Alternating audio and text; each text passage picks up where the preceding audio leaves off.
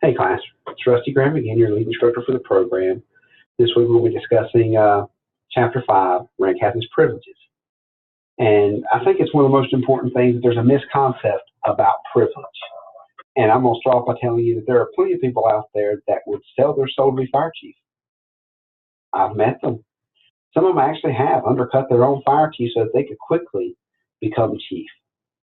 And only to find out that it's not about the parking space, going to town council meetings as the fire chief, getting to go to these conferences, getting to pick your own dress uniform, change the department's patch, bring in a bunch of young people that will look up to you. These people usually leave in a year, it's the reality, and they probably do 2 to 3 years worth of damage. They miss the whole point about the privilege of being a fire service leader. The privilege of being a fire service leader is nothing more than having the privilege to lead those who are serving their community. You know, that they miss it. It has nothing to do with all the nice fun stuff. It has to deal with really the responsibilities of being a leader. And I want to go ahead and start out by going to the back of the book, or the back of this chapter, and having a discussion. As a leader, you're going to have to make decisions. When someone brings a problem to you, you need to decide whether it can be solved at your level or if it needs to go up. Because believe it or not, everyone has a boss. The fire chief himself answers to the commissioners, answers to the alderman, answers to the town manager, city manager, whatever administration you have above it. If you're on a volunteer agency, you could be answering to a volunteer board. I love it. One of the presidents was once asked, how does it feel not to have a boss? And he simply stated, actually, every citizen in this country is my employer. I work for them every day, and when they're no longer happy with me, they'll replace me. And that's something that we need to think about. We are, here for a period.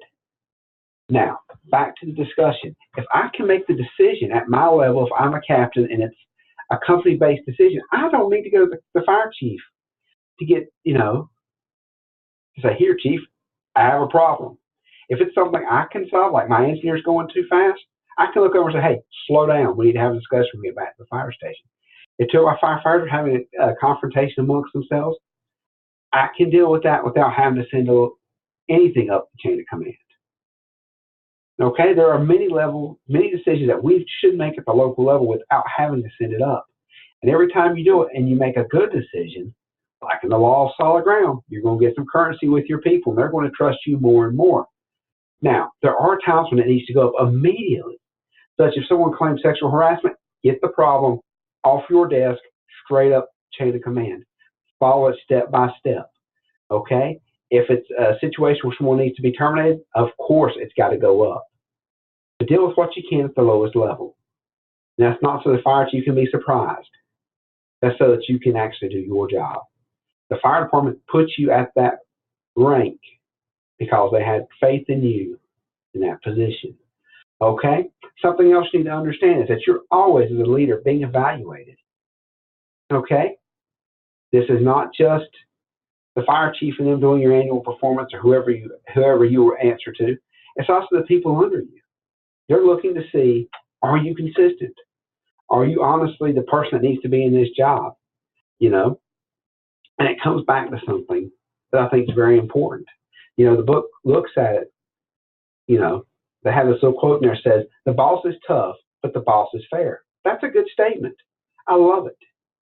The boss can be tough, but as long as you're consistent and fair, most people would want to work for you. Now, sliding backwards, we're going to look at this really quickly. One of the first things that you ought to do is when there is a problem sent to you, the best way for you to find a solution is to take that step back. Okay? Take a step back from the situation. Now, instead of looking at it so emotionally attached, look at it and say, okay, how can I break this problem down so that we can fill out our objectives to solve the problem? Too often we get so wound up into it that we can't take the correct action because we're angry. Or we're going, I can't believe someone did that. That's not our problem right now. Our problem right now is getting our ship back straightened up. So go ahead and take a moment. The best thing to do is let somebody else help solve the problem for you. Hey, they brought the problem to you, talk to them. Have a discussion with them. See if they can't solve their own problem. Once you give them the skill set to do it, that's not a hard thing to do. Okay? The book also talks about, as a leader, not coming out and just getting rid of everybody that complains. Guess what? When people complain, there's usually an issue. Find the underlying issue. If you can find it and solve it, your life gets better. Okay? When people get upset or people are aggravated, there's a reason they are. And if you can address that underlying issue, it's a good thing. But no, what if I just automatically snap at these people and get rid of them? Nobody will ever bring you a problem again. Don't you worry about it. They'll never complain to you, and you won't really know what's going on in your organization. The reality is most of the information that you need to make decisions at your level is below you. They have that information, but they're scared you're going to bite their head off or they're going to be reprimanded. They're not going to do it. Trust me. If they think that there's going to be punishment for them, they're not going to discuss it with you. And once you can't get that information, you can't lead. Okay? Yes, there are people that complain when it's a beautiful day like today, outside 70 degrees, sunshine in February. There's going to be people that whine. And there are some people that's just part of their personality. But if that's the best pump operator in the doggone state of North Carolina, and I'm a captain, and he happens to be my pump operator, am I going to take a little bit of griping off of him? Yeah. Because I know they can do their job.